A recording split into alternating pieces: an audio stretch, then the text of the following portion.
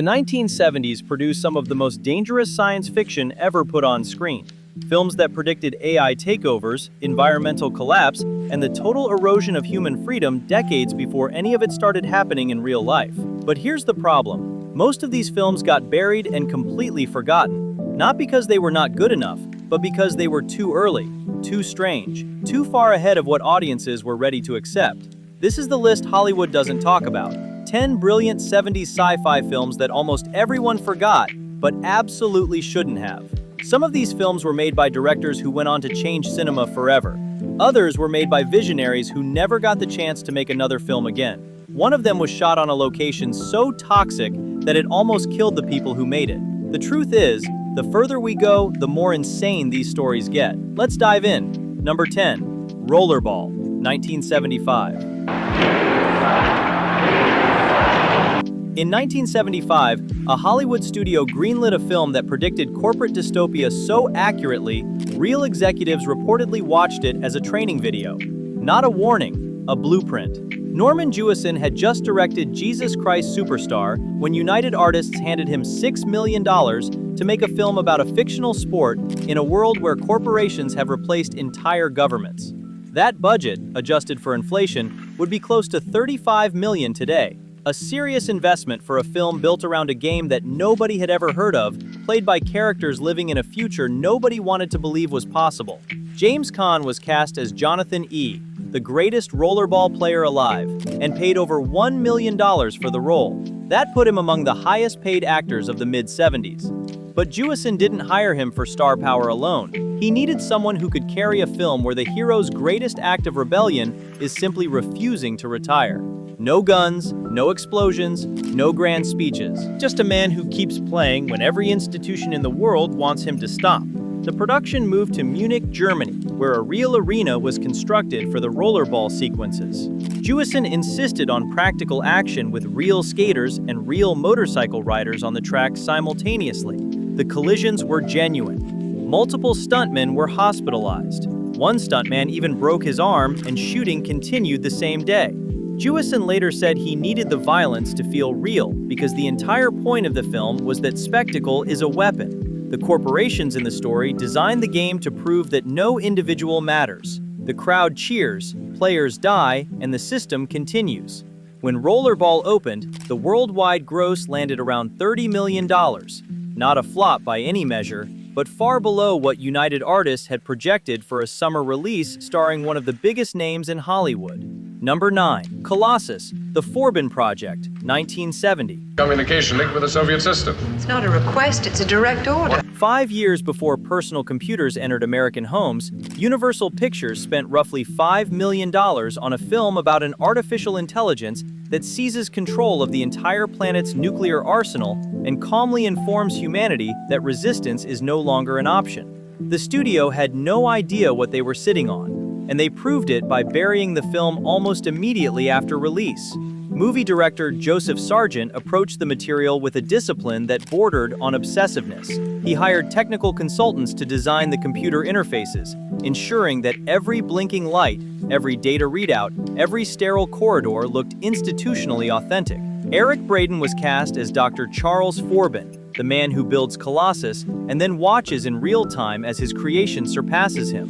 Braeden was a relatively unknown television actor at the time, a deliberate choice by Sargent, who wanted the machine to feel more important than any human face on the poster. That decision kept costs down, but gave Universal's marketing department nothing to sell, just a confused campaign that couldn't decide if the film was a thriller, a horror film, or a political drama. The box office performance was dismal. Colossus disappeared from theaters within weeks and spent the next several decades gathering dust in the margins of sci-fi history. Number 8. Phase 4, 1974. But the first behavioral series, Heat. The man who designed the most iconic title sequences in cinema history, the opening credits for Vertigo, Psycho, and Goodfellas, directed exactly one feature film in his entire career, and almost nobody saw it. Saul Bass spent decades shaping how audiences experience movies before a single scene even played. Studios paid him tens of thousands of dollars just for title designs alone. But when he finally stepped behind the camera to direct a full-length film, Paramount gave him a modest budget estimated around $1 million and very little faith. Phase 4 was shot in the Kenya desert standing in for Arizona, with a small cast and an even smaller crew. The story follows two scientists trapped in a research dome as a colony of ants undergoes rapid, unexplained evolution. On paper, it sounded absurd. In execution, it was hypnotic. Bass hired renowned macro photographer Ken Middleham to capture thousands of ant sequences, and those shots became the most stunning footage in the entire film. Middleham spent weeks filming real ant behavior under controlled conditions, and the results looked like footage from another planet. No CGI, no animation, just real insects filmed with an almost religious patience. But here's the thing. During production, Paramount didn't understand the film at all. The original ending, a surreal montage that depicted humanity merging with the ant consciousness, was cut entirely before release. Bass was devastated. The studio replaced his vision with a conventional finale and dumped the film into theaters with almost no marketing support. Phase 4 made virtually nothing at the box office. What the studio threw away was something genuinely ahead of its time. Phase 4 wasn't about giant monster insects. It wasn't a creature feature. It was about intelligence itself, about what happens when another species outthinks humanity and we refuse to accept it. Number 7. Dark Star, 1974. Yeah, 8 it says here. John Carpenter and Dan O'Bannon were film students at the University of Southern California when they started making Dark Star on a budget of roughly $60,000. That number is not a typo. $60,000. They shot on 16mm film, built sets out of spray-painted cardboard and styrofoam, and used an actual painted beach ball as an alien creature. The whole production stretched across 4 years because they could only film when they had money, which was almost never. Eventually, producer Jack Harris saw potential in the project and invested additional $100,000 to $150,000 to expand it to feature length, bringing the total budget to around $200,000. Still almost nothing. But what Carpenter and O'Bannon delivered with that money was remarkable. Dark Star followed a crew of burnt-out astronauts whose job was destroying unstable planets.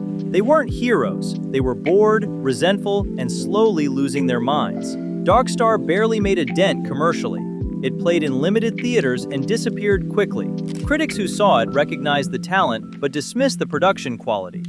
During production, O'Bannon and Carpenter fell out and remained estranged for years. O'Bannon later said the film nearly broke him, physically and financially. He moved to Los Angeles with almost no money, slept on friends' floors, and channeled the entire psychological wreckage of Dark Star into writing a script about an alien organism on a spaceship. That script became Alien. Number 6. The Man Who Fell to Earth, 1976.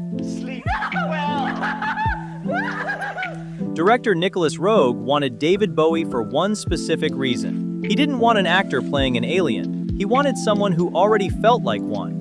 Bowie was paid approximately $500,000 for the role. The total budget sat around $1.5 million. But Roeg didn't need spectacle. He needed presence. And Bowie delivered something that went beyond performance. Here's what most people don't know. Bowie was deep in the grip of cocaine addiction during filming. He later admitted he barely remembered making the movie. He survived primarily on milk, peppers, and the drug itself, sleeping almost never and existing in a state that blurred the line between character and collapse. Roeg recognized this and used it. The fragility on screen, the detachment, the slow erosion of identity, none of it was manufactured. It was happening in real time.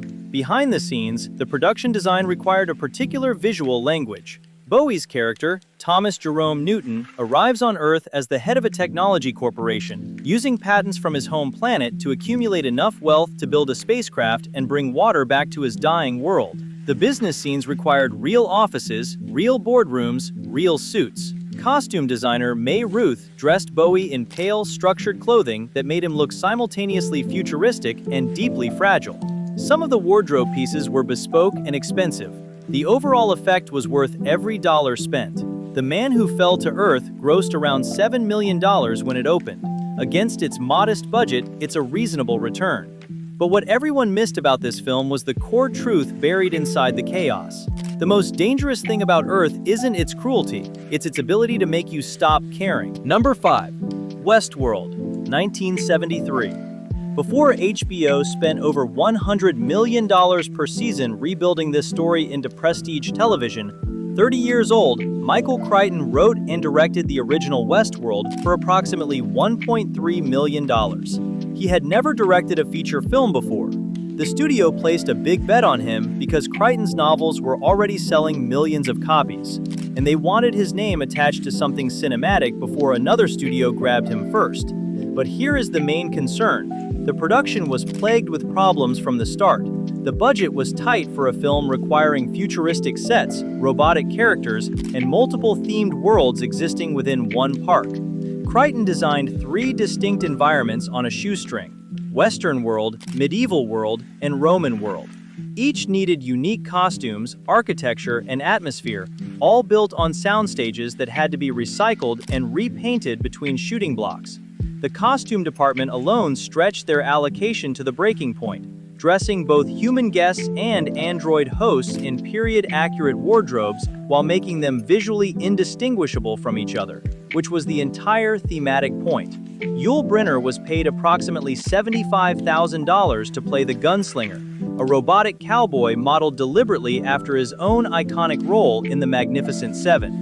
Brynner wore silver contact lenses and moved with a mechanical precision that he developed himself without choreography or coaching. The film also pioneered something almost nobody credits it for. Westworld was the first feature film to use digital image processing to represent a point of view shot from a computer's perspective. That pixelated vision, crude by today's standards, was genuinely groundbreaking in 1973. It cost a small fortune relative to the budget and required collaboration with technicians who had never applied this process to cinema before. Westworld grossed over $10 million when it opened, and then it disappeared for decades, until HBO spent hundreds of millions of dollars adapting the same premise into a series that became a global phenomenon. Number 4. A Boy and His Dog, 1975. A Boy and His Dog was made for approximately $400,000. It starred Don Johnson 2 years before anyone knew his name. It was shot in the California desert over a handful of weeks, and it contained a vision of post-apocalyptic America so bleak, so darkly comic, and so structurally subversive that it influenced an entire lineage of science fiction without ever receiving a fraction of their recognition. Don Johnson starred as Vic, a young scavenger roaming a post-nuclear wasteland with his telepathic dog Blood, voiced by Tim McIntyre. Johnson was paid almost nothing for the role. He later recalled that the entire cast worked for minimal salaries because the production simply couldn't afford more. The dog, actually multiple dogs used interchangeably throughout filming, required a dedicated trainer on set at all times, which consumed a disproportionate chunk of the budget for a film that could barely afford to feed its human crew. The surface-level premise sounds like dark comedy, but beneath the grim humor lies something genuinely disturbing. Vic and Blood survive above ground in a lawless hellscape while an entire society exists underground, preserved in a grotesque imitation of small-town American life. A Boy and His Dog grossed over $1 million from a $400,000 investment when it opened, played cult venues for years, and became required viewing in certain film school circles. The ending remains one of the most brutally honest conclusions in American science fiction. Number 3. Zardoz, 1974. In 1974, Sean Connery was paid approximately $200,000 to wear a red leather bandolier, thigh-high boots, and a matching red diaper, then run around the Irish countryside for 6 weeks. That sentence sounds like a fever dream. It's not. It's a real film, and it remains one of the most misunderstood science fiction movies of the entire decade. Director John Boorman had just failed to secure funding for a Lord of the Rings adaptation when he pivoted to Zardoz. The budget landed around $1.5 million, a fraction of what Boorman originally wanted. Connery signed on immediately after leaving the James Bond franchise, deliberately choosing the most anti-Bond role he could find. He wanted to destroy the suave image entirely. Filming took place at Boorman's own estate in Ireland, with the surrounding countryside doubling as the post-apocalyptic outlands. The giant stone head, Zardoz itself, was built as a practical prop and transported between locations on flatbed trucks. The interior scenes depicting the vortex were shot in real manor houses and dressed with minimal set decoration because the budget couldn't support construction. Borman turned this limitation into an aesthetic choice, making the Eternals world feel preserved rather than futuristic. Zardoz grossed around $2 million on initial release. Reviews were divided between those who found it pretentious and incomprehensible and those who recognized it as a serious meditation on class, mortality, and intellectual stagnation. Both camps were reacting to the same film. They were simply watching different layers of it. Number 2. Stalker, 1979. Andrei Tarkovsky shot Stalker 3 times, not 3 takes, 3 complete productions. The entire first version, nearly a year of work, was destroyed when the film stock was improperly developed at the laboratory. Every frame, gone. The Soviet Film Committee, Goskino, had allocated a budget equivalent to roughly $1 million for the production. When the footage was lost, Tarkovsky had to petition for additional money to start over completely.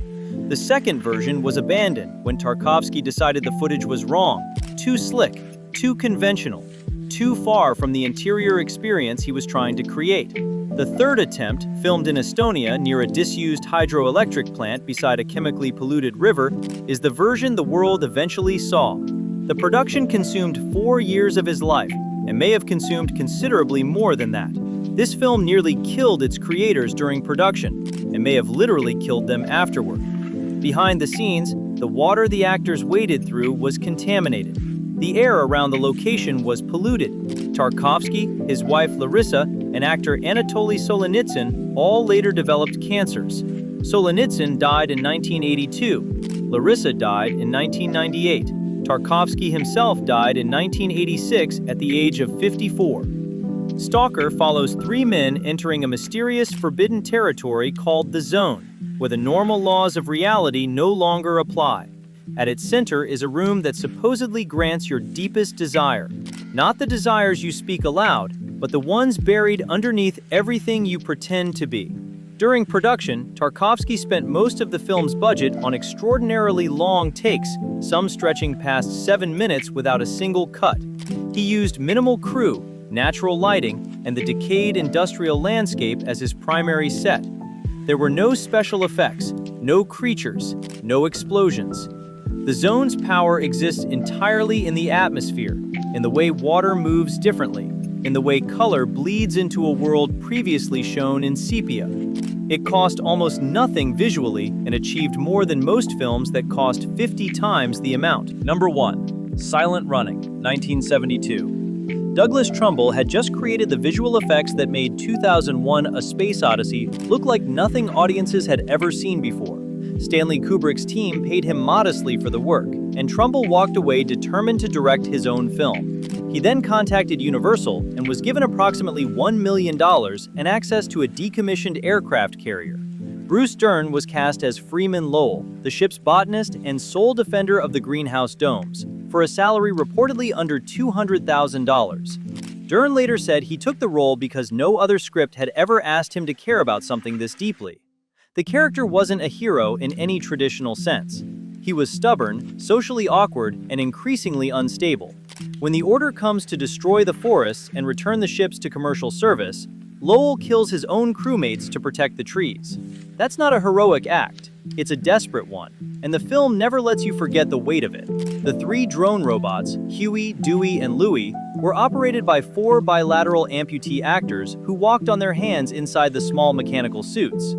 Mark Persons, Stephen Brown, Cheryl Sparks, and Larry Wisenhunt performed for hours inside those cramped shells in conditions that were physically grueling. Their performances gave the drones a vulnerability that no CGI creation has ever replicated. Joan Baez contributed 2 original songs to the soundtrack, adding an almost unbearable tenderness to scenes already heavy with isolation. This combination of Dern's deteriorating sanity, the silent loyalty of the drones, and Baez's voice created an emotional frequency that most science fiction has never attempted, let alone achieved till date. Silent Running grossed approximately $2 million on initial release. The film underperformed at the box office, but its fingerprints are everywhere. WALL-E's entire premise lives inside this film. Interstellar's emotional core echoes it. The climate anxiety that dominates modern discourse was already fully formed here, 52 years ago, floating silently through space with the last garden in existence. Silent running didn't just get forgotten, it got proven right. And that's the most devastating thing a film can do. Now we want to know, which of these films surprised you the most? Or better yet, which one did we miss?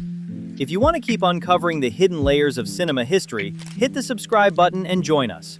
We're just scratching the surface.